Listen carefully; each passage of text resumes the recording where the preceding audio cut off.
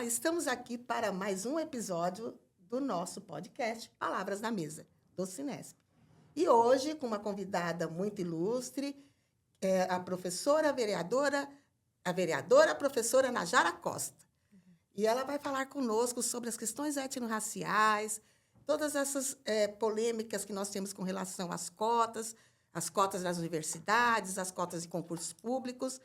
E, então, com a Valéria, contamos também hoje com a Valéria. A Valéria é nossa diretora, também aqui no Cinesp, coordenadora pedagógica da Ativa da região de Guaianazes, né? Mas, para início, como sempre, faremos a nossa audiodescrição. Então, eu começo por mim, passo para a Valéria, por último, a vereadora Najara. Eu sou uma mulher negra, cabelos curtos, estou com um batom, hoje com uma camisa preta e uma echarpe colorida. Olá, bom dia, né? Como a Maura que já me apresentou, sou coordenadora pedagógica, seja bem-vinda, vereadora. Eu sou também uma mulher negra, cabelos curtos, crespo, estou com um par de brincos com búzios e batom vermelho, uma roupa, um vestido preto, com uma camisa com estampas laranja e amarela. Olá a todas as pessoas que nos assistem. É um prazer enorme estar aqui no Cinesp com você, Maura, com você, Valéria Leão, né? Pessoas da luta aí que a gente admira, respeita e constrói. Obrigada pelo convite. Eu sou uma mulher negra, de pele não tão escura, né? Um pouco clara. Tenho cabelos longos, encaracolados, né? Crespos. Estou usando aqui uma camisa rosé. E eu acho que é isso. Muito bem. Vereadora, eu gostaria que você expusesse aqui qual é o seu currículo, algumas informações, que normalmente, se a gente for falar de tudo, acaba ficando aqui meia hora, né? Então, eu gostaria que você destacasse aí alguns elementos importantes que você acredita sejam fundamentais para a gente possa desenvolver a nossa conversinha de hoje. Tá certo. Eu sou socióloga de formação pela Universidade Federal Fluminense. Tenho mestrado em Ciências Humanas e Sociais pela UFABC. E também estou concluindo o doutorado agora pela Universidade de São Paulo, em Ciências, em Humanidades, Direitos e Outras Legitimidades, ali na FEFELESH. Sou vereadora em Taboão da Serra, o meu primeiro mandato. Fui codeputada estadual e venho aí da luta política há algum tempo, né? Até estive com a Valéria na Secretaria de Igualdade Racial também, no contexto da gestão Haddad. Fui também candidata a prefeita de Taboão da Serra em 2020, a única mulher entre 9 candidatos, fiquei em 4º lugar. Sou mãe do Fábio, mãe solo, né? Às vezes até me questionam, você é mãe do Fábio, mas o pai, mãe solo, mas o pai paga pensão? Sim, o pai paga pensão, mas eu digo que eu sou mãe solo porque eu sou responsável por tudo, né? Pela educação, enfim, por todos o que ele faz no dia a dia, né? Sou eu que estou ali, então, mãe solo nesse sentido de que seja responsável pela criação do Fábio. E acho que é um pouco isso. Então, seja muito bem-vinda novamente, né? Eu não lembro se eu falei meu nome. Eu sou a Maura, sou diretora aposentada da região de Itaim Paulista, São Miguel. Bem, o nosso tema aqui hoje é um tema bastante importante, não é? Principalmente, se a gente for pensar que nas nossas escolas nós precisamos desenvolver essas questões e, muitas vezes, por falta de conhecimento, por falta de formação, isso não acontece. Então, a gente traz esse tema novamente, assim como já temos alguns podcasts gravados, pessoal, é só vocês consultarem, né? Temos lives também, porque é uma preocupação premente aqui no nosso sindicato, no Cinesp, sempre foi destacar como a primeira luta a questão étnico-racial. Então, Valéria, eu sugiro que você inicie como uma pessoa que saiu agora, recentemente, de lá da escola, como coordenadora pedagógica, e com certeza deve ter visto algumas coisas que são importantes destacar. A palavra é sua. Eu acho que a luta antirracista, ela é uma luta histórica, né? Mas tivemos alguns avanços, e acho que a gente vai falar aqui um pouco hoje das cotas, né? O que a Najara tem muito para nos informar e para nos ensinar em relação a isso. Mas quando a gente fala de educação antirracista, né, a gente tem, né, apesar de algumas conquistas, muitos desafios.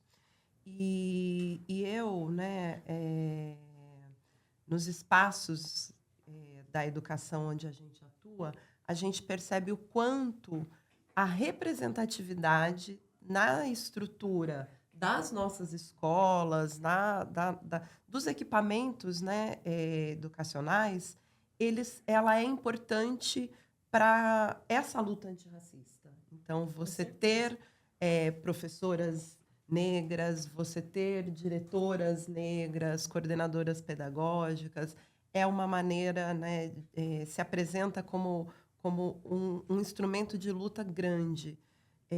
Vereadora, dentro daquilo que você tem estudado, né, sobre as cotas, que, de certa medida, tem um papel de representatividade também nessa luta antirracista,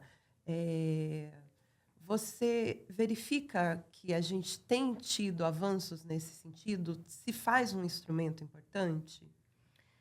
Eu verifico esses avanços, Valéria. É claro que os avanços eles vêm cheios de problemáticas justamente por conta de que a gente avançou um pouquinho e aí a gente precisa fortalecer a nossa luta para que a gente consiga compreender o momento e consiga avançar ainda mais.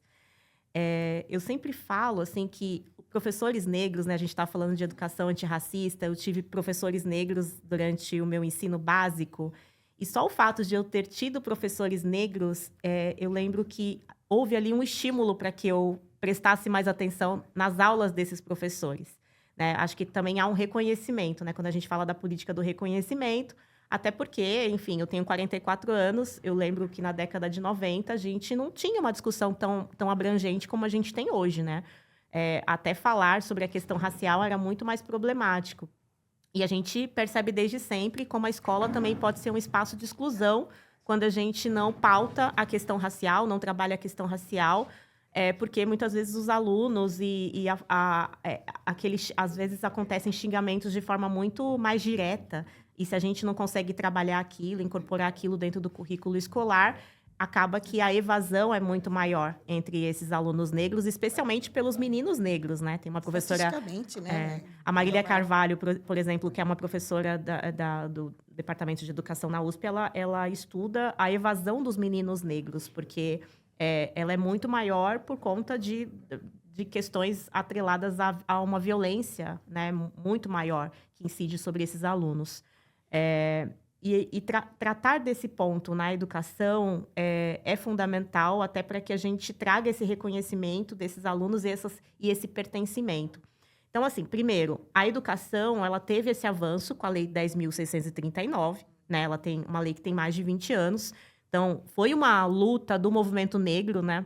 O movimento negro, inclusive, os movimentos negros, né? A gente fala do movimento negro, é um movimento educador, porque pauta o poder público para que a gente construa essa educação antirracista, né? Dentro do nosso currículo escolar, é uma lei que alterou a Lei de Diretrizes e Bases da Educação. É uma lei que tem formado muitos professores para que a gente paute isso em sala de aula, embora ainda mal implementada, a gente sabe, né, que há muitos desafios nesse ponto, mas é um avanço significativo no sentido que a gente altera o currículo escolar e traz esse debate de forma aprofundada no currículo, né?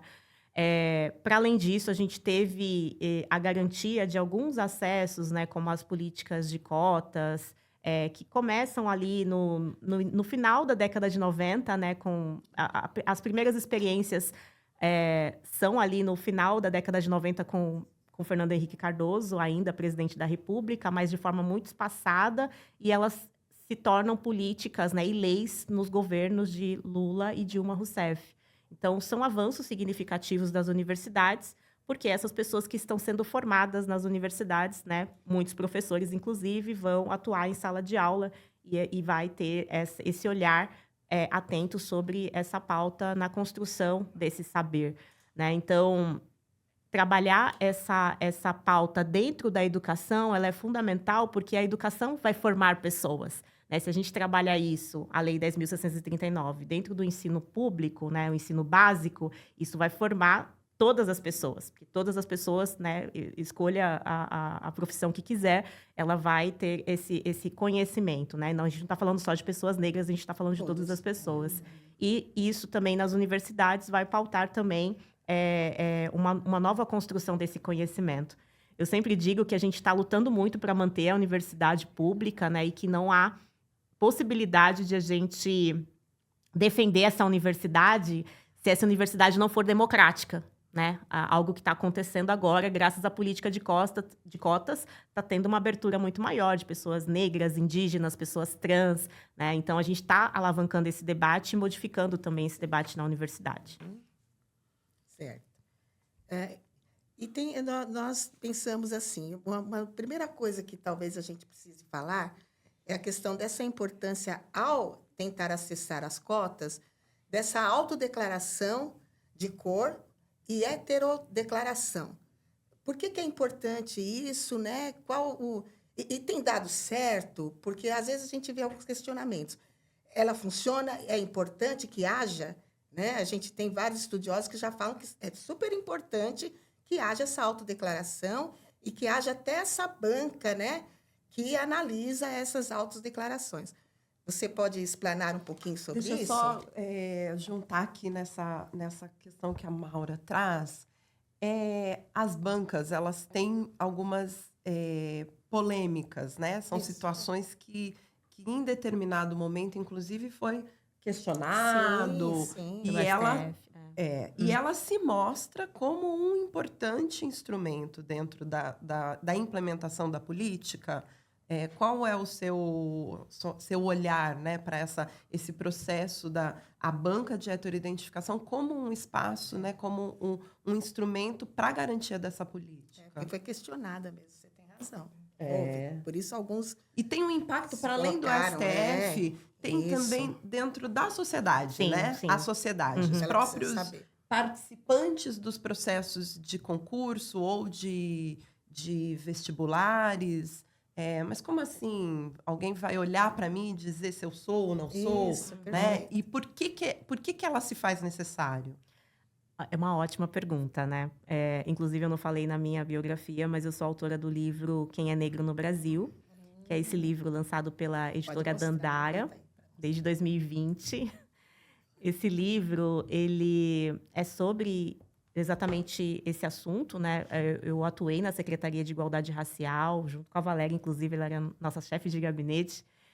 Braba. Olha só! Braba no sentido de luta mesmo. Luta. E a gente enfrentou esse imbróglio, porque a gente tem uma lei, que é a Lei 15.939, que é uma lei de 2013, aqui na cidade de São Paulo, que ela incorpora todos os serviços públicos, determinando cotas raciais em todos os serviços públicos. A lei, nesse contexto, ela incorporava até mesmo os cargos em estágio, que teriam que ter a reserva de vagas para pessoas negras. E a lei foi criada, mas não havia uma regulamentação sobre quem eram os destinatários das políticas de cotas raciais. A lei, inclusive, ela falava de afrodescendentes. E aí a gente precisou elaborar esse decreto regulamentador para entender quem eram os afrodescendentes para essa política pública. Então, existe... né, Maura, você fez a pergunta sobre... a autodeclaração e heterodeclaração. Isso, justamente. A autodeclaração, ela é uma conquista universal. Ela, enfim, é algo que é como eu me vejo, como eu me identifico. Né? Eu me identifico uma pessoa negra. Enfim, eu sou fruto de uma relação interracial. É a forma como... É claro que a forma como eu me vejo é também construída pelo nosso formato de sociedade. Né? Uma pessoa que é considerada, às vezes, branca no Brasil, pode não ser considerada branca nos Estados Unidos. Com certeza, né? Será. Então, existem questões que se atrelam ao nosso modelo de sociedade, que vem do nosso processo de colonização. Né? A gente viveu um processo de colonização aqui que foi de uma estratégia de... o livro Casagrande Senzala revela um pouco essa nossa concepção. As pessoas não existia um apartheid, não existia uma segregação, leis de Jim Crow como existiam nos Estados Unidos, né? Nos Estados Unidos, África do Sul, outros modelos de sociedade, se vivenciou os assentos nos ônibus para negros, os assentos para brancos, o bebedouro para negro, o bebedouro para branco, universidades para negros, para brancos.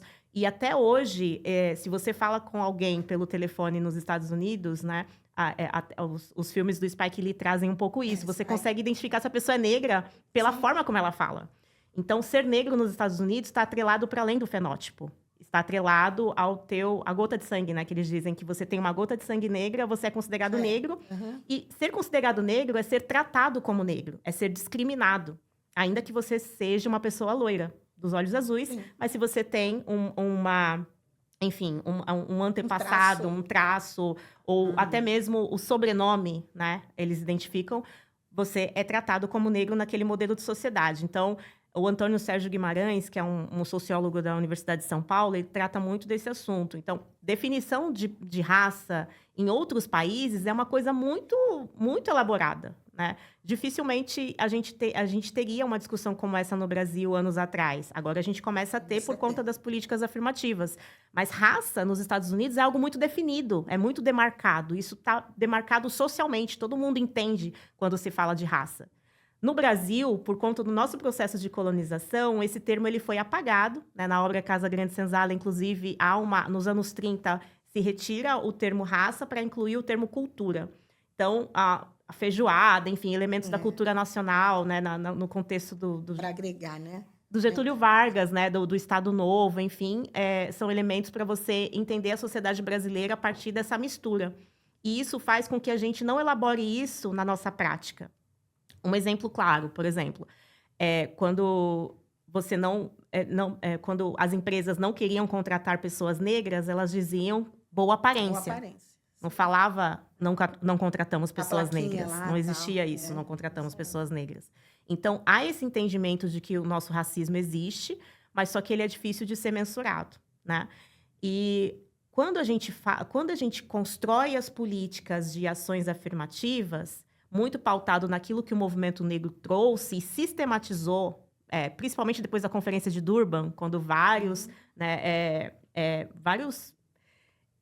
pessoas que formulam essa atuação política foram até Durban e trouxeram dados importantes para que a gente entendesse a nossa realidade brasileira, isso começa a ser sistematizado. Por exemplo, o Brasil começa a ser taxado. Por que o Brasil é considerado um país que não é racista e a gente não tem embaixadores negros? Isso criou uma animosidade com a África, com os países da África. Então, a gente não tinha embaixadores negros. As primeiras políticas de ações afirmativas, inclusive, começam no Itamaraty, por conta dessa relação com o continente africano. Ainda com Fernando Henrique Cardoso. Na Conferência de Durban, foi feito um levantamento de que o Brasil era um país mais racista do que a África do Sul no pós-apartheid. O apartheid termina em 94, e o Brasil tinha menos pessoas negras no início dos anos 2000 nas universidades do que a África do Sul, que tinha saído do apartheid. Ou seja, os dados estavam revelando que o Brasil é um país onde o racismo deu muito certo. A gente não fala do racismo, o racismo não fala de raça, mas ele está presente nas nossas relações, ele está presente nos dados, ele tá presente no extermínio das pessoas negras, ele está presente na ausência de pessoas negras, né, até mesmo nas novelas. Hoje a gente vê bastante, mas isso no início dos anos 2000 não existia, né? As pessoas negras estavam como empregadas domésticas, enfim, todo aquele estereótipo, e a gente não estava nas universidades. Né? O Mano Brown, 1% das pessoas, dos universitários, eram negros. Ou seja, o racismo estava escancarado nos nossos dados estatísticos, só que a gente não tinha essa elaboração, porque o racismo aqui foi algo muito né? aperfeiçoado. Então, a gente precisou entender esse contexto e criar as políticas afirmativas. E aí, quando a gente cria as políticas afirmativas num país que não fala de raça, se começa todo um debate sobre como que a gente vai determinar quem é negro numa sociedade como a brasileira, tão miscigenada. Porque muitas pessoas, né, dizem, eu não me entendo como uma pessoa branca, eu me vejo como negro. O meu pai, meu bisavô, meu tataravô era negro. Eu não me vejo como branco. Mas sempre vai ter alguém que vai falar, não, mas você é mais branquinha, não é isso?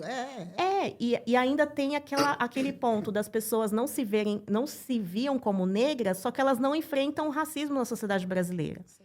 Então, assim, o título do livro, né? Quem é negro no Brasil? Pessoas negras no Brasil são pessoas que têm o fenótipo de uma pessoa negra e que, por ter esse fenótipo, enfrentam o racismo na sociedade brasileira.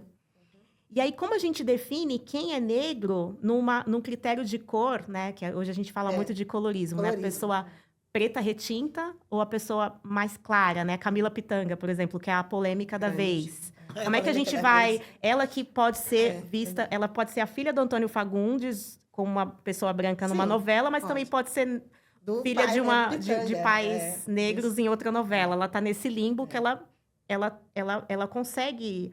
ela é uma pessoa negra, mas de uma pele mais clara, que consegue transitar. A Anitta, por exemplo, né, que consegue transitar. Como que a gente vai definir se ela é destinatária das políticas de cotas ou não? Então, essa foi a pergunta que eu fiz nesse livro, né, justamente para a gente entender o nosso modelo de sociedade, entender o nosso processo de colonização e entender como a gente sistematiza isso como política pública. Daí a importância, Valéria, dessas comissões de heteroidentificação. Né? As comissões, elas não fariam sentido nos Estados Unidos, por exemplo, que tem uma realidade onde a raça é muito determinada. Mas elas fazem sentido no Brasil porque a gente precisou entender quem eram os destinatários dessa política. Então, uma coisa é quem se define como negro. A outra coisa é quem faz jus a essa política por enfrentar o racismo na sociedade brasileira. E aí, essa provocação que foi feita no STF, o STF garantiu a legitimidade das comissões de heteroidentificação, foi votação unânime, inclusive, né, que foi a DPF 186 e a ADC 41, que estabeleceram a constitucionalidade das cotas raciais nas universidades e nos serviços públicos e a garantia da legitimidade das comissões de heteroidentificação. Mas as comissões, elas precisam ter critérios. Elas não podem ser comissões vexatórias, né? Elas precisam garantir, primeiro, a dignidade da pessoa humana, porque uma pessoa negra que passa pelas comissões, ela não pode se sentir constrangida, não pode passar por um novo racismo, né? Então, ela tem que ser respeitada. E o direito ao contraditório, porque as comissões, elas também podem errar, né? Agora menos, mas quando a gente começou a política, esse foi um debate, né? Como é que a gente vai definir nesse limbo Mesmo quem, a gente não tinha, né, quem é destinatário. Exatamente.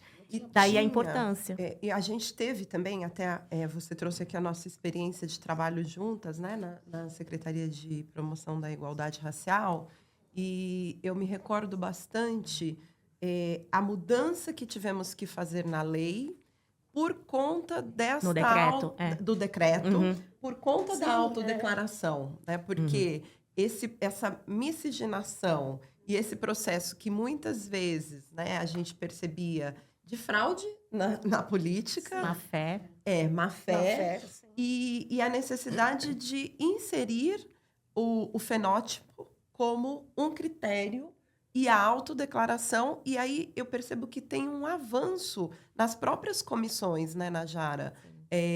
De quando tivemos, né, a cidade de São Paulo, se eu não me engano, acho que tem a prova antes até do que no governo federal, né? As cotas no serviço público, né? A regulamentação da cidade de São Paulo é anterior ao governo federal. Do governo federal. Do governo federal. E esse processo, ele se fez necessário por conta desse diálogo e da construção também junto aos movimentos, né? Ao movimento negro.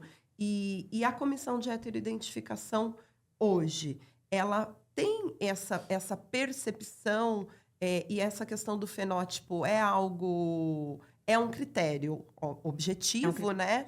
Quer dizer, nem sempre tão objetivo assim. E como que né, dentro do seu trabalho, do quem é negro no Brasil, e aí já entrando na polêmica da vez, né? Essa questão da parditude, né? E a garantia desse acesso. Lembrando que negros são pessoas, a soma de pessoas pretas e pardas. E como dentro das comissões, né, essa constituição vem sendo trabalhada, é algo que que eu me preocupo muito e caminho para compartilhar com vocês a palavra, com o fortalecimento da política pública. Eu tenho a impressão, apesar de já estarmos, né, há mais de 20 anos da Lei 10.639, apesar de já estarmos há 10 anos, falando aqui da cidade de São Paulo, da lei, né, de cotas, que é uma política afirmativa importante, mas eu penso ainda que tem muitas fragilidades. E essas questões, né, polêmicas, né, as pessoas pardas, o direito, o acesso, isso fragiliza Enfraquece, né? esse processo, a política pública.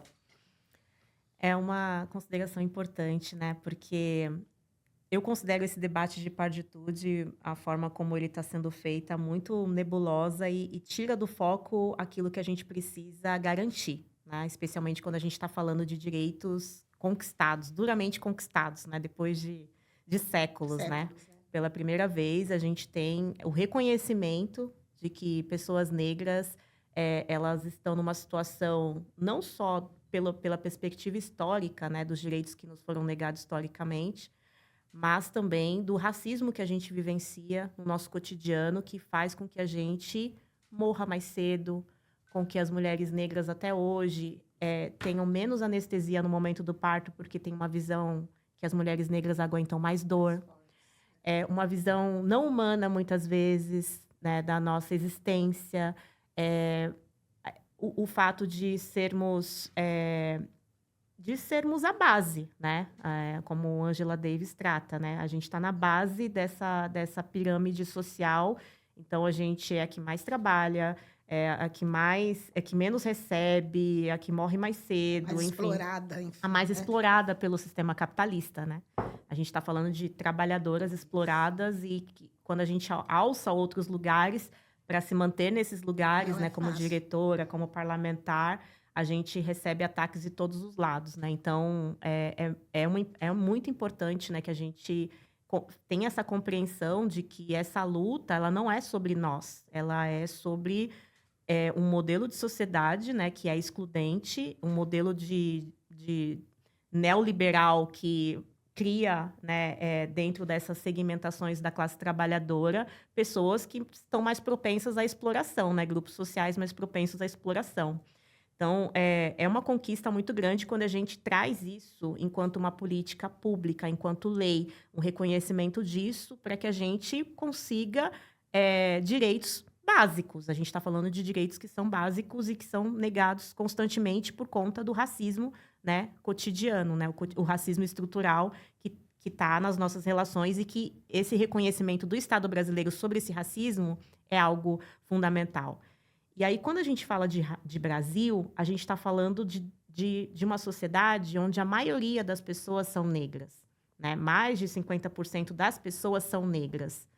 E aí, o que você traz, né, Valéria? Negros é a junção de pretos e pardos. Certo. A gente tem as categorias do IBGE. Amarelo, branco, preto, pardo e indígena. São as categorias oficiais do IBGE. As oficiais. A gente tem as outras categorias de classificação racial, quando a classificação era aberta, enfim, eram centenas de categorias, a forma como a pessoa se vê, mas as categorias oficiais, porque é a partir das categorias oficiais que a gente lança as políticas públicas. E qual é o sucesso, o avanço que o movimento negro trouxe? Que a junção de pretos e pardos para que a gente compreenda que a gente está falando da maioria da sociedade brasileira. Então, quando a gente fala das políticas afirmativas, políticas de cotas raciais, é uma dessas, né? A gente está falando de uma sociedade que é de maioria de pessoas negras, né? Que é a junção de pretos e pardos. Por que separar pretos e pardos não é uma coisa boa, não é uma coisa positiva? É tudo que a branquitude quer, nos separar. Separar. Porque quando a gente... a Sueli Carneiro tem uma fala, ela tem um artigo Negros de Pele Clara, né? Que ela fala que quando a filha dela nasceu, o pai da filha dela, branco, foi registrar a menina e aí não queria aceitar no cartório a declaração dele de que a menina era negra, né? De que a filha era negra.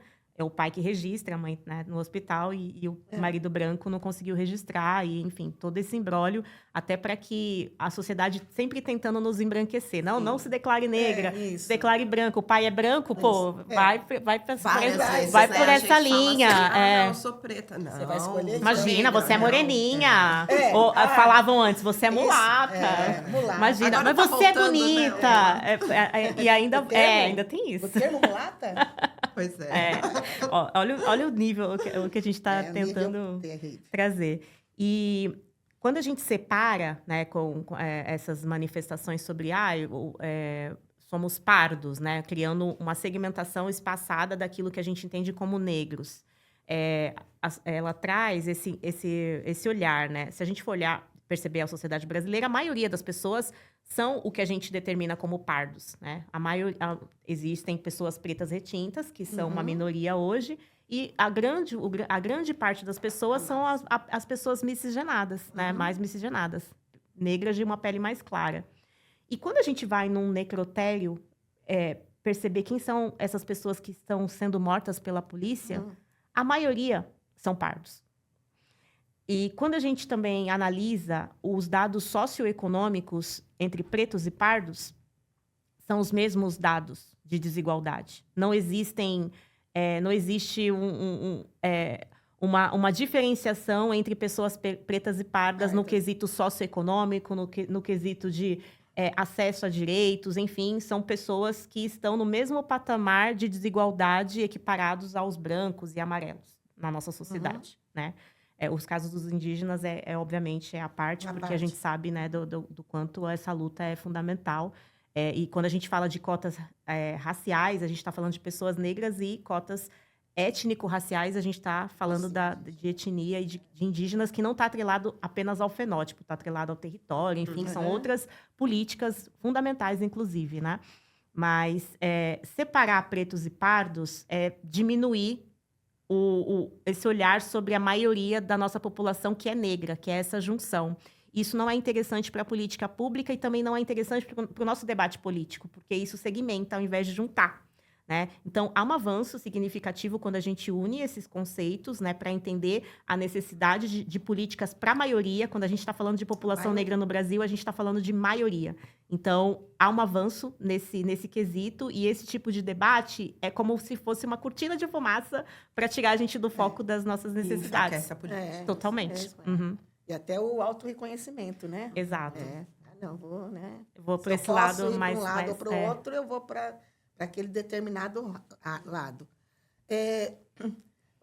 Na universidade, você falou até há pouco, né? Na universidade, hoje a gente tem a presença um pouco maior desses elementos, né? Dessas pessoas que foram através da cota e que enfrentam certas barreiras também, com certeza, dentro dessas universidades. Mesmo porque, eu não fiz uma universidade pública, eu fiz uma universidade particular, mas mesmo assim nós éramos o quê? 3. Exceção. A exceção da exceção da exceção, nós éramos em 3, né? E naquela época, imagina, anos 80, então na universidade pública eu acho que nem tinha. Não tinha, não havia, né? Então, hoje você tem essas pessoas que, felizmente, através da garantia da legislação, estão lá, e essas pessoas, felizmente, estão se contrapondo a algumas coisas que existem nessa universidade pública. Porque a universidade pública ela é vista como boa, melhor, maravilhosa, mas muitas vezes ela segrega. Sim. Né? Então, eu estou falando porque eu tenho uma sobrinha que está lá na USP e tal, fazendo mestrado e tudo mais, e ela reporta algumas situações que está, óbvio que a gente tem esse direito garantido, a gente tem esse acesso, porém, quando você chega lá, você se depara com algumas situações que ainda não mudaram. Então, a maioria dos professores brancos, não é? A maioria, se você for, cada vez que você avança um curso, entre aspas, mais disputado, vai para a medicina, raramente você vai ter alguém, né, que tenha entrado pelas cotas, que tem uma representatividade. E aí você, pior ainda, eu acho que professor nem tem. Não sei, não conheço. Não deve nem ter, na medicina, professores pretos, né? E aí, o que a gente podia estar fazendo? O que a gente pode estar fazendo? A molecada lá dentro tem Caminho, feito. Eles Sim. têm feito. Isso a gente sabe, né? Todos os movimentos que existem e tudo mais. Mas o que nós podemos fazer? Então, qual o papel da escola? Porque o menino está lá, até o colegial, até o ensino médio, no 3º ano, na escola pública. São esses meninos que estão lá na escola pública, né? Os pretos, pardos, estão lá na escola pública. Aí eles saem e eles, entre aspas, dão a sorte de entrar pela cota. Né? Porque aí fala, não, você deu sorte, é isso que você ouve. Você deu sorte, não vê que às vezes o menino estudou pra caramba, estudou sozinho, né? Que o menino trabalhava, porque normalmente eles trabalham, estudam à noite, e conseguiu. Aí ele entrou. Então, a gente tem a legislação que garantiu. E quando ele chega lá, muitas vezes ele não sobrevive por algumas questões. Por exemplo, a questão do próprio financiamento da vida dele. Então, ele mora no Itaim Paulista, ele vai estudar lá no Butantã, e se ele estuda à noite, porque ele tem que trabalhar, ele não consegue voltar. Eu tive colegas que sofreram esse tipo de situação. O que será que a gente, enquanto uma vereadora, Itabuão tem se destacado, a gente conhece algumas pessoas lá de Itabuão, a King é de lá, né? De Itabuão, King Ababa. Então, a gente tem, assim, um relacionamento próximo até com a gente aqui, até em termos de sindicato. E a King é uma pessoa maravilhosa, sensacional. E Itabuão tem se destacado nesse quesito de representatividade da mulher, dos pretos, tem se destacado. O que a gente pode fazer, por exemplo, enquanto sindicato, e melhor, enquanto escola, para que a gente tenha mais força ao chegar dentro desses ambientes onde a gente é a minoria? O que a escola pode fazer? Porque a permanência, né, Maura, Então, dessas é crianças, isso. dessas Uhum. crianças. O acesso, não é só chegar, o acesso já é restrito, é um funil. A cota é muito importante, mas isso. precisa ter garantias Sim. que ele vai Permaneça. permanecer ali. O que a gente pode fazer enquanto sindicato e principalmente enquanto escola, o professor lá no chão, na sala de aula, enquanto professor de ensino médio? Isso é uma preocupação grande, porque eu fui professora de ensino médio durante 30 anos, mais de 30 anos, né? E a gente via a sala de aula, nós somos a maioria. A questão da identidade é importante mesmo, porque quando você entrava, você já sentia aquele olhar brilhante, né? Olha, até que tem uma professora e tal. E aí, no final das contas, ao final do 3º do ensino médio, quem será que entrou na universidade? 1 ou 2 ou 3 que foram para a escola particular, porque o pai tinha uma condição um pouquinho melhor. E o restante? Raramente um ia para uma federal, um ia para uma USP. Era raro. E quando era tão raro que, às vezes, o menino virava notoriedade na escola. Fulano entrou na USP. Ainda tem Então, esse cenário. o que a gente pode fazer? A minha preocupação é essa. Enquanto uma pessoa que saiu da escola pública e foi obrigada, nem tinha cota naquela época. Eu até tentei a USP, mas por pouco não consegui. E era história, certo? Que não era tão concorrido assim. Então, eu sou uma pessoa que saiu de lá da escola particular, da faculdade particular, mas veio da escola pública, e aí fui concursada para professora, e eu tinha essa preocupação o tempo todo comigo, quando eu olhava aquela sala, e a gente sabia que, no futuro, nós veríamos talvez, falando que conseguiu entrar na universidade pública. Isso era uma preocupação muito grande, né? O que a gente pode fazer, efetivamente? Esse assunto da permanência, ele me atravessa de um jeito... Não é eu fácil. lembro, assim, que eu também, quando eu entrei na universidade, eu não entrei pelas cotas ainda. Eu fiz 2 anos de cursinho e depois abandonei, no final, o meu trabalho para me dedicar ao cursinho. Fui com a cara e a coragem para me manter pelo menos 3 meses no Rio de Janeiro. Imagino. E aí eu lembro que eu me inscrevi por uma política de trabalho dentro da universidade, né? De bolsa-trabalho. De uma bolsa de 6 horas para me manter na universidade. Estilo estagiário, alguma coisa assim, isso. né? E eu lembro que eu fiquei na lista de espera. E aí eu fui desesperada lá na assistência social, na reitoria. Eu falei, se vocês não me derem essa bolsa, você sabe o que vai acontecer comigo? Eu não vou ter condição de ficar aqui, eu vou ter que voltar para minha cidade. E eu fui chorando, eu lembro que eu fui chorando, eu fui com muita raiva, assim. Porque é muito humilhante você chegar nos espaços, né, de educação. Olha o que a gente está lutando para estudar. Pois é. Um direito universal, né? Exato, a gente está lutando para estudar. A gente quer, enfim, se formar para prestar um serviço digno para a nossa sociedade, formar outras pessoas. E esse direito, ele é negado de muitas formas. Né? Eu falo que a gente já vem de uma escola pública sucateada, né? Com professores ali dedicados, mas a estrutura está cada vez mais, né? Sucateado. Políticas, enfim, até de privatização, tentativas de privatização. E aí de uma família, né? Eu sou filha de um pai que morreu analfabeto. Assim. Meu pai não teve direito ao estudo. Ele foi marceneiro, não teve direito ao estudo. E ele sentia muita vergonha de não conseguir ler, assim, o letreiro do ônibus, sabe? E ele disfarçava. E é uma das pessoas mais inteligentes que eu conheci. Meu pai, se ele tivesse tido acesso ao estudo, nossa, ele teria, né? Seria um ganho social. Minha mãe estudou até a 3ª série também, trabalhou, enfim, cuidou dos irmãos. Então, a gente vem de uma realidade que eu fui a primeira da família a entrar numa universidade, com muita dificuldade, trabalhando, dormindo 4 horas por noite. E aí você chega na universidade, é negado ainda, né? Aí um espaço que é brancocêntrico, né? É um espaço que a sua saúde mental também vai para o espaço, porque, enfim, ser negro e se manter nesse espaço é uma coisa muito complexa, né? E você não tinha acesso à moradia estudantil na época, não tinha na minha universidade. E eu tive que morar, né, de favor ali com algumas pessoas, né, amigos e também com familiares, algo muito difícil, e não consegui. Aí eu consegui, depois fiquei na lista de espera, fui chamada, e depois fiz iniciação científica, me formei em 3 anos e meio, que eu acho que fui a única que me formei em 3 anos e meio, porque eu pegava 8 matérias por semestre para terminar rápido. E é uma luta muito desigual, você tem que ser muito... Sabe, eu não consegui participar do movimento estudantil, que era uma coisa que eu gostaria, mas não dava, né? E era uma realidade muito diferente das outras pessoas, né?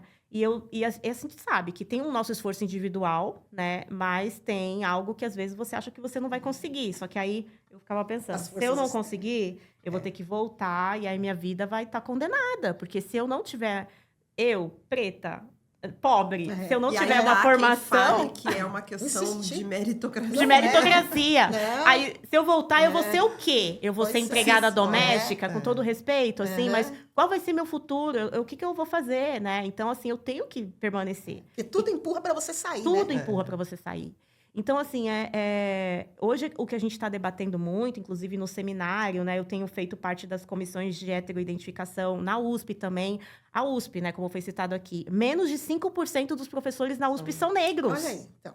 Menos de 5%. A gente quer defender a universidade, mas a gente quer defender uma universidade democrática, né? Sim. Onde estão os professores negros da USP? Então, assim, tem departamentos que nunca teve professor negro, né?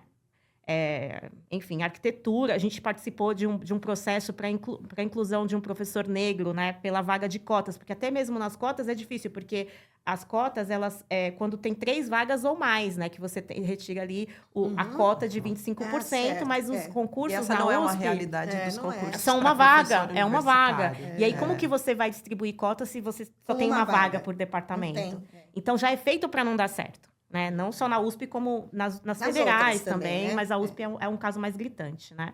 Então, aí eu participei de um processo na ecologia, que eu lembro que a gente fez seminário, discutimos, né, com os professores, com o colegiado, etc. E fizemos uma movimentação grande entre os alunos. A gente incluiu um professor negro pela política de cotas, né? Fiz parte da comissão de heteroidentificação também. Eles ficaram... Eu lembro que ter feito um debate, inclusive online, até de anos, né? Foi na pandemia. Entraram bolsonaristas no debate, começaram a xingar, caiu, a gente teve que voltar.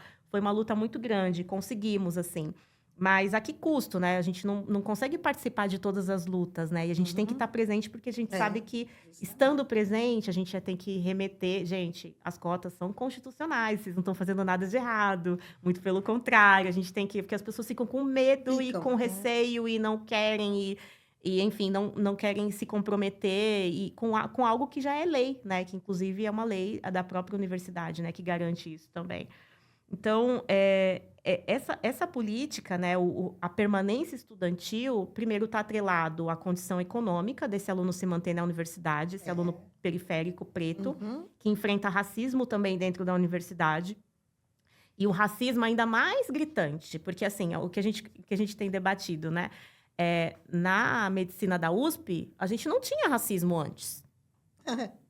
Porque não tinha negro. Lógico. Não tinha negro. Óbvio. Você não tinha negro na medicina. Então, assim, tudo bem, né? A avenida chamada Doutor Arnaldo. Tudo bem, você tem um eugenista ali. Quando você sai da medicina da USP, né, uma escultura de um eugenista, né? Tudo bem, os novatos da medicina serem chamados ali desde sempre de filhos de Arnaldo, que foi um eugenista, enfim. E aí, como que a gente muda isso, né? Só com pessoas brancas? Obviamente que não. Então, quando as pessoas negras começam a chegar, elas começam a movimentar esse espaço, questionar esse espaço, que é um espaço brancocêntrico. E aí, isso cria dificuldades ali, né? Tem vários coletivos hoje nas universidades, né? Quem me dera, na minha época, eu pudesse fazer parte. Eu era praticamente a única, tinha mais 2, então não tinha como, a gente não conseguia. Verdade. Mas hoje tem vários coletivos que têm movimentado tanto a questão do currículo da universidade, quanto a questão dos professores, que precisam ter mais professores negros, quanto a questão do modelo de universidade que a gente quer, porque a gente sabe que as universidades foram criadas para filhos dos cafeicultores, né, da cidade de São Paulo, né, da década de 30. Cotas, né? Cotas para filhos de cafeicultor, né, da elite paulistana. As cotas sempre existiram. Afirmativa. Sim, mas sempre quando se eram utilizaram para eles tudo bem. Verdade. Então, assim, a gente chega, mas a gente chega para questionar, porque não tem como não questionar. E aí, o que a gente percebe é que são muitos alunos, né, passando por violência psicológica, sem estrutura para se manter dentro da universidade, alunos que se mataram dentro da universidade, especialmente na pandemia, que foram casos, né? Não foram casos isolados, foram alguns casos, né? Então, que universidade é essa, né? Que a gente luta para chegar e a gente também tem que lutar para permanecer, né? E quem são esses alunos que estão se formando e eles também não acessam a tudo aquilo que os alunos brancos acessam, né? Então, é o que a gente tem discutido bastante, né? Cotas, além do acesso à permanência. Eu queria trazer um elemento que eu tenho uma sobrinha, né? Que está numa universidade pública e ingressou pelo sistema de cotas, num curso branco e extremamente masculino, né? Ela está cursando geologia na Unicamp. E ela veio do sistema público de educação.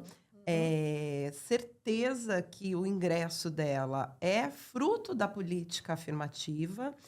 E a gente percebe também que, né, por todas essas questões de fragilidade da educação pública, principalmente quando comparada à educação privada e não só a estrutura escolar, mas o que a gente conhece do capital cultural, né? Que essas crianças elas já têm uma formação que se coloca à frente. Viagens. O acesso é desigual, o acesso é desigual. Museus. E o quanto, né, também é um obstáculo de permanência dessas meninas e meninos que ingressam na universidade pública pela cota, mas precisam também dar conta de acompanhar aquelas disciplinas que ela não tem uma bagagem anterior, né? Então, tudo parece que nos coloca numa situação de resistência, tá lá na né? frente escrito, vai fracassar.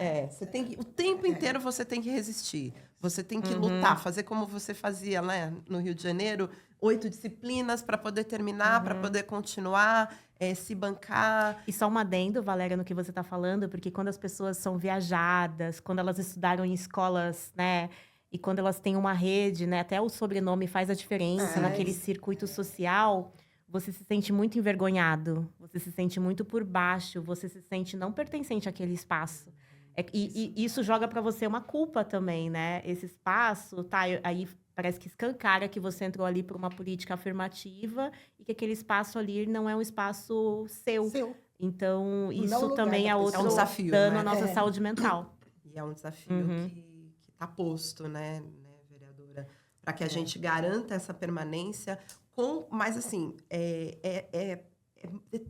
ao mesmo tempo importante a gente reafirmar o quanto a cota, além de tudo isso, você estava falando o exemplo aqui da Faculdade de medicina da USP, e eu fiquei pensando o quanto ela enfrenta o racismo estrutural também, né? Porque não é só o acesso de uma pessoa que seria justo, né? Uma reparação em você garantir que aquela pessoa esteja num lugar que antes ela não poderia estar pela sua raça, né? Pela cor da sua pele, pelo seu fenótipo, por esse racismo, e o quanto a presença dessas pessoas, os coletivos, os enfrentamentos, ele também abala a estrutura racista, né, da nossa sociedade, porque faz com que as pessoas provoquem isso, né, se sintam provocadas. Sim, isso gera um constrangimento, né? Eu acho muito, muito bom esse constrangimento, sabe? Eu falo assim que eu alisei meu cabelo durante uns 20, 30 anos da minha vida. E inclusive, eu raspei meu cabelo na secretaria, né? E aí deixei ele. E eu falo que isso, a Angela Davis, quando ela chega no tribunal com Black, e tudo isso constrange a estrutura racista que quer você dentro de casa, quer você morto, né? Na verdade, o limite do racismo Não é me torra a paciência, fica lá. acabar com você. E se você não está morto, você vai ter que ter todo um padrão de existência nessa sociedade, servindo, né? Não resistindo, sendo subserviente. É para isso que o racismo serve. E aí, quando a gente pauta a universidade, quando a gente, né, vai para um debate de forma qualificada, que as pessoas ficam, nossa, né, você sabe falar, nossa, eu achei, né, que você... né, quando a gente começa a fazer parte dessas estruturas, né, que são estruturas hierarquizadas, começa a defender isso politicamente, começa a constranger esse modelo, né, de sociedade brasileira, isso gera um constrangimento, né, na branquitude e um alerta que a gente está querendo movimentar esse espaço, né? E algo que a gente tem debatido também no movimento negro é que a gente nunca teve tantos atores negros, tantas protagonistas de novelas negras, tantas pessoas negras atuando não só na dramaturgia, mas também nos comerciais, enfim, nas revistas e etc., mas os dados socioeconômicos e os dados também de extermínio do nosso povo, eles seguem iguais. Ou seja, o capitalismo se apropriou também da pauta antirracista de uma forma que gera Vende, né? Vende uma imagem. Dá a impressão que as coisas uma estão imagem andando. colorida, uma imagem diversa. Mas a nossa vida, ela segue precarizada, está na mesma situação, né? A gente está... os dados são os dados ainda dos anos 90, né? Os dados de extermínio da juventude, os dados, enfim, de precarização. A gente avançou no quesito da escolarização, obviamente, como um todo, né? Não só o povo preto, mas toda a sociedade avançou nisso. Mas os dados de desigualdade, eles seguem os mesmos, né? Então, é algo para a gente observar também. Mudou ou parece que mudou? Porque a gente está trabalhando muito mais, mas as coisas mudaram, de fato? Ou elas mudaram para permanecer a mesma coisa, né? Tem-se a impressão que, porém, na verdade, lá na raiz, não. Eu vejo assim também a questão da participação político dentro das câmaras, das assembleias. Ainda bem, hoje a gente tem muito mais mulheres pretas, isso é importantíssimo, e que, normalmente, o que você falou ainda há pouco tem tudo a ver. São elas que movimentam ali a confusão toda, né? São elas que normalmente questionam, que elas estão à frente, que elas enfrentam de verdade, que trazem pautas progressistas. Isso é fundamental, isso é muito importante. E tem uma perspectiva, será que nós teríamos uma perspectiva de aumento dessa participação? E quão é importante nós, negros, pardos, pretos, etc., estarmos nesses locais, que são locais que decidem sobre a nossa legislação, aquilo que vai reger a nossa vida no dia a dia, né? Porque a lei... ela vai dizer para você se você vai continuar pobre ou não, se você vai ter uma casa ou não. E a nossa presença nesses locais em que se decidem essas leis, se votam essas leis, é super importante. Será que a gente tem uma perspectiva de aumento dessa participação das mulheres pretas, dos homens pretos, nesses lugares. Porque se a gente vê, por exemplo, só um adendo, o Inominável tem lá um que anda junto com ele o tempo todo só para dizer que ele não é racista, que é um amigão dele, do peito, que anda com ele tudo quanto é canto, é uma pessoa preta. Né? Então, quanto será? Será que a gente tem essa perspectiva? Porque você está estudando, você sabe que existe. Será que existe uma problema? Eu tenho sentido um avanço, Valéria, assim, em termos de participação, né? De nós, enquanto pessoas que têm essa representatividade, nesses espaços políticos de decisão. Ainda não chegamos ao executivo, né? Então, uma prefeita preta. Seria tão bom, né? A presidenta da Uma República. presidenta da República, né? Aqui na cidade de São Paulo, a gente teve a Teodosina Ribeiro, né, que foi a primeira mulher negra eleita. Eu estou estudando a trajetória dela, inclusive, na tese. Uhum. E ela também foi deputada estadual, a primeira deputada estadual negra. E a Alessi Brandão foi a segunda deputada Que é estadual uma Olha, negra. agora é recente, né, se Segunda. pensar. E ela ficou durante muitos mandatos sozinha, sendo a única. Alessi. Sendo a única, né? É dela a medalha, né, Teodosina Ribeiro.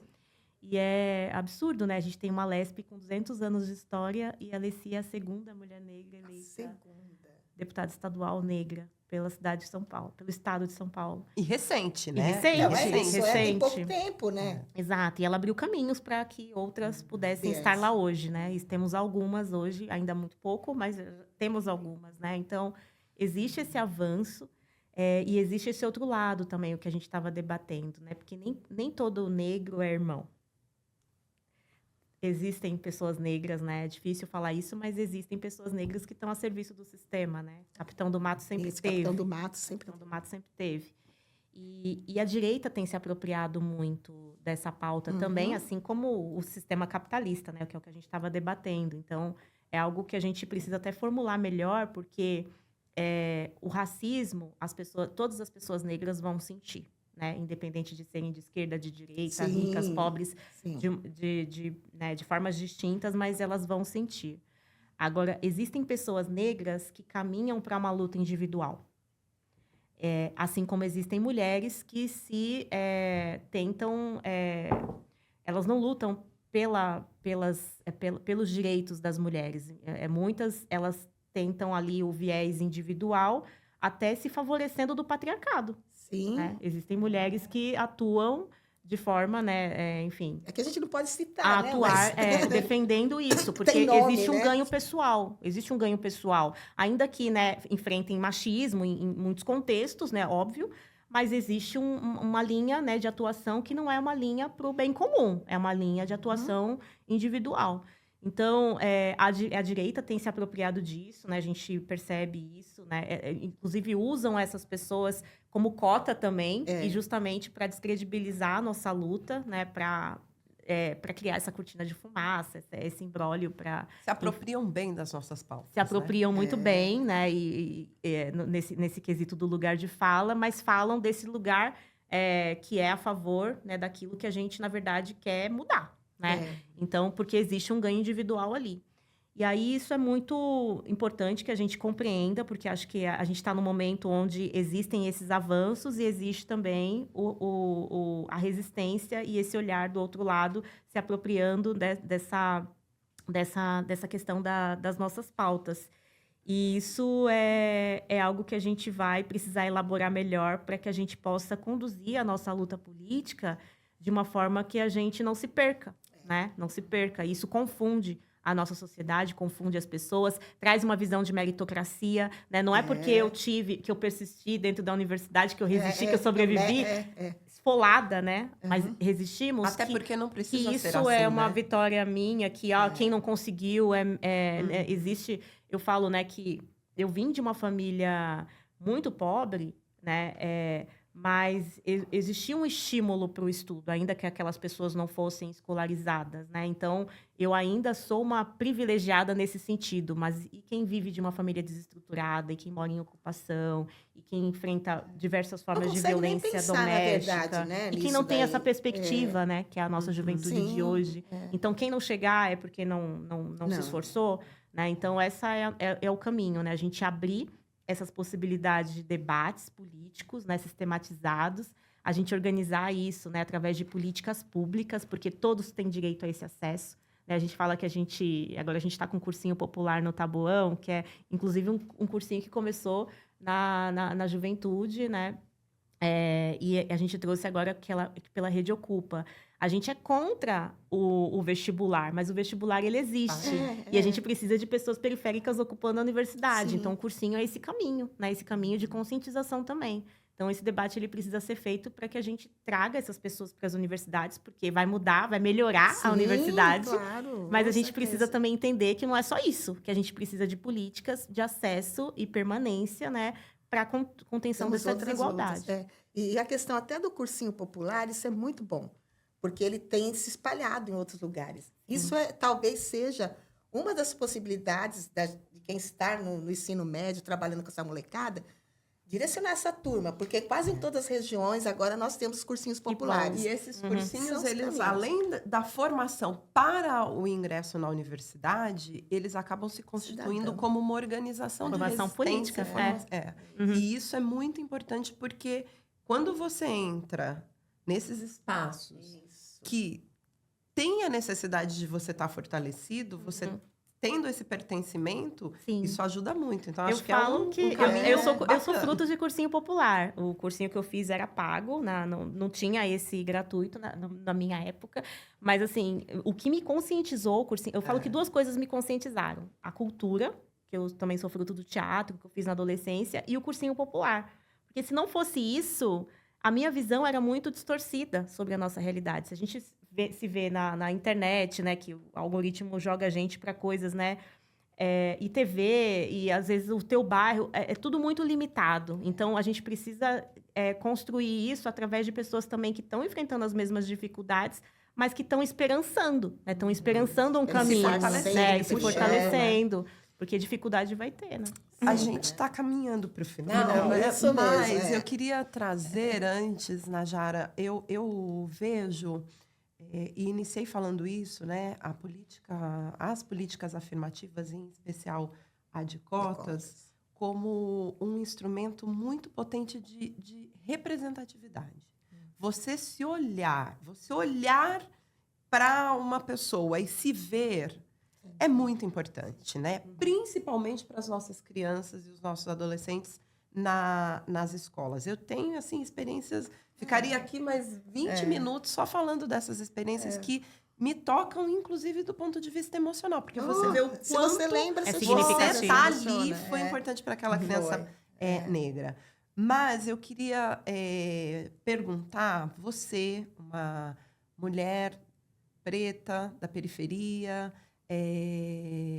que hoje ocupa um espaço importante no legislativo, essa representatividade, você tem essa percepção do quanto isso é importante para também ser, né, ser como a Alessi, né, ainda é aqui na Assembleia Legislativa, de que meninas possam olhar para você e falar: eu consigo, né? Esse espaço pode ser meu. Você tem essa percepção? Tenho, desde a candidatura a prefeita, porque assim, quando eu me lancei, quando o grupo, na verdade, não foi nem eu, o grupo me lançou pré-candidata a prefeita, eu falei, gente, vocês estão malucos, né? Porque eu nunca fui nem síndica de prédio, eu vou ser candidata a prefeita. E a gente tinha uma conjuntura de que só tinham homens e que não tinham mulheres e nem mulheres negras, muito menos. Muito menos, né? Então, assim, as pessoas falaram, não, Najara, você representa aquilo, você é professora, você é negra, você é mãe, você é trabalhadora, você é periférica, você representa uma mudança política. É aquilo que a gente quer defender, a gente precisa defender. Não é sobre você, é sobre um símbolo do que a gente quer defender. E aí eu lembro que de sair na rua, né, sem dinheiro nenhum para fazer campanha, às vezes eu parava as pessoas, as mulheres olhavam para mim e eu falava, eu sou candidata a prefeita, meu número é esse e tal. As mulheres olhavam e falavam, você, uma mulher negra? Nossa, peraí, me dá mais. E assim, as pessoas acreditavam mais do que eu. Eu achava que não ia ter sentido. E as pessoas, nossa, eu quero esse movimento. Teve uma votação super Eu tive uma votação de 9 mil votos. quarto, E assim, surpreendeu a cidade toda, porque eu não tinha nenhum recurso para fazer campanha, praticamente. Assim. Tive 12 mil reais para fazer a campanha de prefeita contra uma máquina bilionária. Sim. Então, assim, Isso movimentou a política, até por isso que eu estou na política hoje, porque é um movimento que ele é coletivo, né? Então, a gente construiu essa candidatura, as pessoas trouxeram propostas de mudança da cidade, etc. Foi muito bonito e muito pesado também. A parte ruim, Imagino, o né? medo a gente tem, mas a gente não usa. As E a parte pressões, ruim, a né? gente, né? Lógico. Muito difícil, muita pressão, muito, né? Muita ameaça. Muita ameaça, exatamente, né? De várias formas. E aí, hoje, estando no parlamento, né, a gente teve essa construção que foi muito pesada, porque a campanha de vereador ela ainda é mais pesada do que a de prefeito, porque vereador tem muita... Nossa. Enfim, coisas muito... Eu não vou falar Não, aqui, melhor né? agora não. Fica para outra mas muitas oportunidade. coisas erradas, né? E a gente entra numa estrutura onde muitas pessoas são candidatas e etc. E é uma campanha mais difícil. E aí a gente movimentou isso através dessas pautas e ganhamos a eleição. Então, eu sou a primeira mulher negra da periferia e que não tem padrinho político, né? Porque, assim, costuma-se ser filho de político, mulher de político. Quando a gente vê uma mulher na política, é filha de virou político, herança, mulher... né? É uma herança. Então, a gente representa essa renovação de pessoas que estão ali representando a luta de verdade, né? Então, isso tem um simbolismo muito grande e a gente percebe isso quando a gente vai nas escolas. Então, a gente é muito acionado para dar palestra, muito acionado, né, para falar das pautas, né, da política, mas de uma forma mais que as pessoas queiram entender, não através Falar da como política que ela professora, existe. né? Isso. E isso tem um significado muito forte. Acho que é por isso que a gente entende essa responsabilidade, né? Porque eu vejo, Valéria, que esse espaço ele não é um espaço de poder, porque é um espaço de responsabilidade para nós, assim. Para quem é uma mulher preta, esse espaço ele vai ser um espaço de ataque, de muita violência política, de muito boicote, de muito... Enfim, coisas horríveis acontecem. Ofensas também, né? Tem semana que é muito difícil de aguentar, né? E tem semana que ainda é uma pior que a outra. Mas a gente sabe da responsabilidade que a gente tem quando a gente vai lá para a base e as pessoas falam, nossa, é esse projeto que eu quero defender, né? Você sabe da responsabilidade, né, daquilo que a gente está defendendo na base, então a gente está aqui porque esse projeto ele é diferente, é aquilo que a gente quer atuar e representar. Então, isso é muito construtivo e é por isso que a gente está ali representando, né, e fortalecendo essa luta. Bem, infelizmente, chegamos ao final, né? Foi excelente essa conversa. É uma conversa que daria, sei lá, 3, 4, 5 horas, né? Mesmo porque a gente teria que, se fosse falar das experiências, né, Valéria? Então, nem se fala. E, assim, a gente quer agradecer muito que você tenha aceito o nosso convite de estar aqui nesse podcast. Quando você fala dos cursinhos populares, fica o recado para todo mundo. Professores do ensino médio, encaminhem seus alunos para os cursinhos populares. Todas as regiões... Nós estamos agora com cursinhos populares. Vão atrás, orientem seus alunos. Eles precisam de orientação também, porque muitas vezes eles estão perdidos, né? Então, o professor é esse polo, o professor orienta. Procurem os cursinhos populares, porque eles têm feito bastante diferença. E agradecer a Valéria, que está aqui com a gente também hoje, né? E vamos finalizar agora... mais essa edição do podcast Palavras na Mesa do Cinesp. Muito obrigada. Muito obrigada, Najara. Foi muito bacana estar aqui com você. Agradeço Excelente. muito, Maura e Valéria. Agradeço também ao sindicato por nos receber nessa fala tão interessante. E obrigada, gente. Vamos junto na luta, né? Com certeza. Importante, Sempre, vocês conte com a gente. inspiram a gente. Na luta ponta. sempre, né? Obrigada. Obrigada. Tchau, tchau, gente. Até a próxima. Até.